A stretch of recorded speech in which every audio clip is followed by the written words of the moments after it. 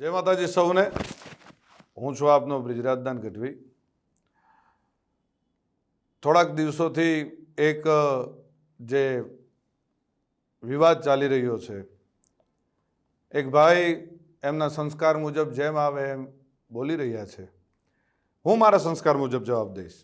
એના સંસ્કાર એના સ્ટેજ ઉપરથી એના અંગત જીવનથી બધા આપ વાકેફ છો, મારે આપ સૌને કંઈ કહેવાની જરૂર નથી, પણ મારા જે સંસ્કાર છે એમને હું એવી રીતે જવાબ દઈશ।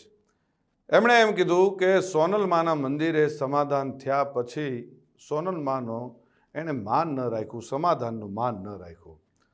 તો પહેલી વાત એક કહી કરી દઉં કે 2 વર્ષ એ વાતને વીતી ગયા છે।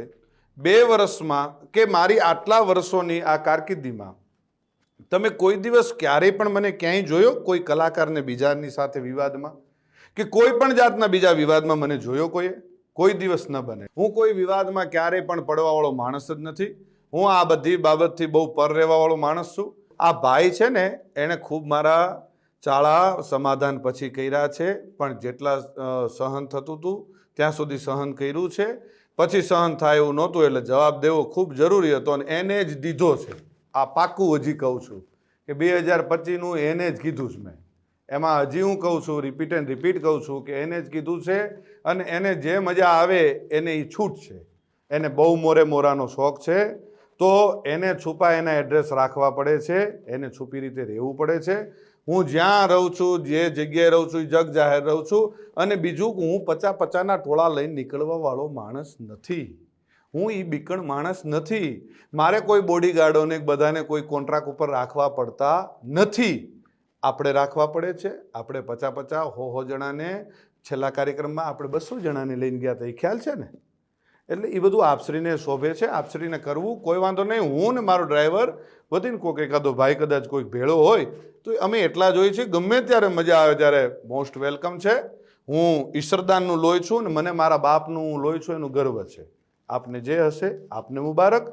આપ શું કહેવાઓ છો અને ગુજરાતના મીડિયામાં આપ શું કહેવાઓ છો એ ખ્યાલ છે। એટલે રાખી સાવંત હું આપને વધારે કાંઈ નહીં કહું।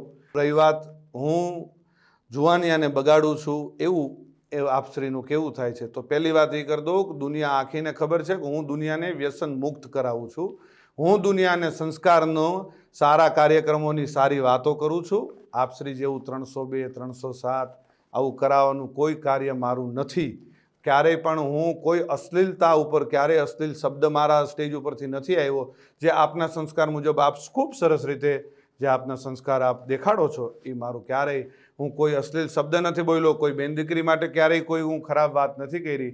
આપને શોભે એ આપ કરો છો, આપને મુબારક। અને મોરે મોરાનો જ્યારે પણ શોખ હોય ત્યારે કોઈ પણ જાતનું મનમાં ન રહી જાય, મનની મનમાં ન રાખતા। વેલકમ છે અને મોસ્ટ વેલકમ છે। મારે તમ તારે કોઈ બીજી આપની સાથે બીજી ચર્ચાઓ નથી કરવી, બીજી વાતો નથી કરવી, પણ મારા ચાહક મિત્રો, મારા બાપુના ચાહક મિત્રો, લાખો કરોડો ચાહક મિત્રોને માઠું લાગ્યું છે। અને આ માત્ર તમે મને એકને નથી કીધું, ચારણ સમાજને કીધું છે।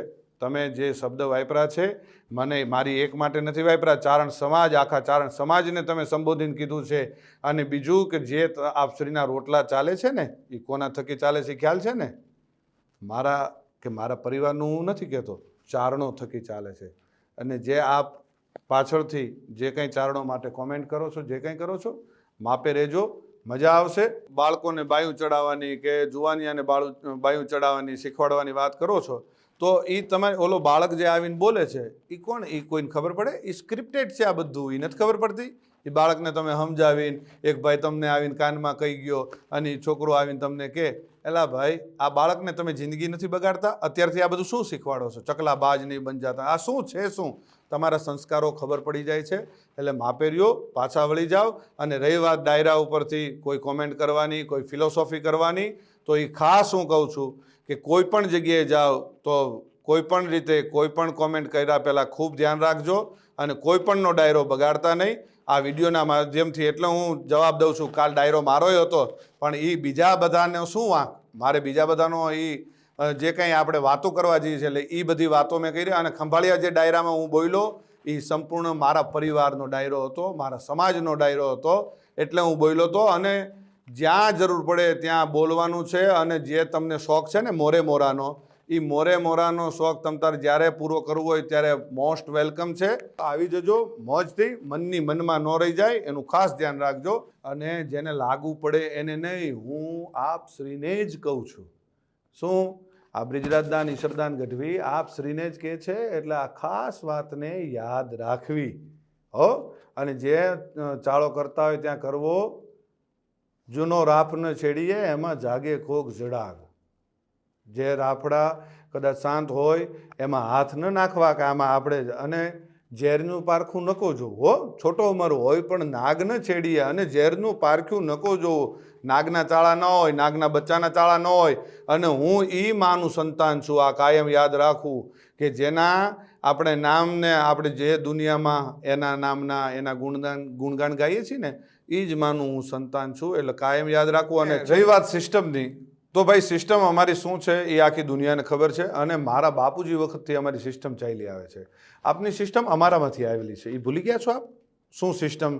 અને અમારી કોપીઓ કરીને તમારે જીવન જીવવું છે. એટલે એ બધી વાતમાં રહેવા દો. ને રહી વાત 2025ની, તો આપશ્રી બોલ્યા હતા કે 2025માં હું કાર્યક્રમો બંધ કરી દઈશ. હું સિલેક્ટેડ એટલે શું? કેવી રીતે તમે સિલેક્ટ કરશો? આનો લેવાનો, આ જ્ઞાતિનો લેવાનો, આ જ્ઞાતિનો પૈસાથી? જ્યાં જઈએ ત્યાં સંબંધો બગાડીને આવીએ છીએ, નથી ખબર? ગમે એને ત્યાં મોઢા બગાડીને આપણે રૂપિયા લઈને સંબંધ બગાડીને આવીએ છીએ, નથી ખ્યાલ? બધી ખ્યાલ છે. બધી ચોખોટું, ઘણી બધી ચોખોટું હું કરું ને તો ઘણી બધી ચોખોટું થાય અને દુનિયા થૂ કરશે. એટલે મહેરબાનીથી, શાંતિથી તમે જે કરતા હોય એ કરી ખાવ. અને જેમ બંધમુઠ્ઠી છે, એ આ જે બંધમુઠ્ઠી છે ને એ જ જમાવટ છે. જો ખુલી જશે તો તમને કોઈ પણ રીતે સહન નહીં થાય. એટલે મહેરબાની કરીને શાંતિથી તમારું જીવન જીવો. અને આપશ્રીની એવી ટેવ છે કે આપણે સવારે બોલીને સાંજે ફરી જઈએ, સાંજે બોલીને સવારે ફરી જઈએ. રોજ આપણે ફરી જવું હોય એ આપશ્રીના ખૂબ સારી રીતે આપના સંસ્કારમાં હશે.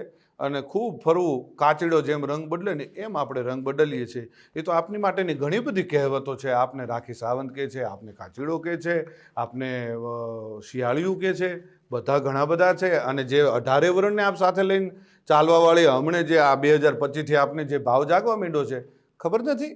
મારી માફી માંગ્યા પછી માને મારી માફી, બીજી સમાધાનવાળી વાત મને અત્યારે યાદ આવે છે. સમાધાન? ભાઈ હું સમાધાન કરવા આવ્યો હતો? આપશ્રી આપના 50 જણાને દોડાવ્યા હતા કે બ્રિજરાજદાનભાઈ યાર જલ્દી સમાધાન કરાવી દો, નકર આમ થઈ જશે ને તેમ થઈ જશે. એટલે એ બધી વાતો બંધ કરો. અને બીજી હજી એક વાત એ કરી દઉં, 18 વર્ષને સાથે લઈને આલો છો. કેદી આવેલા તમે? ખબર નથી? એક કાર્યક્રમમાં, જાહેર કાર્યક્રમમાં 10,000 માણાની, જે તે સમાજનો કાર્યક્રમ હતો, 10,000 માણાની વચ્ચે માફી માગવી પડી હતી. ભૂલી ગયા છો? ખોટી બધી વાતો બંધ કરો. જે કરતા હોય કરી ખાઓ.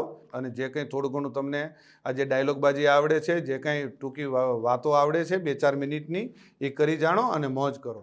જય માતાજી, જય દ્વારકાધીશ.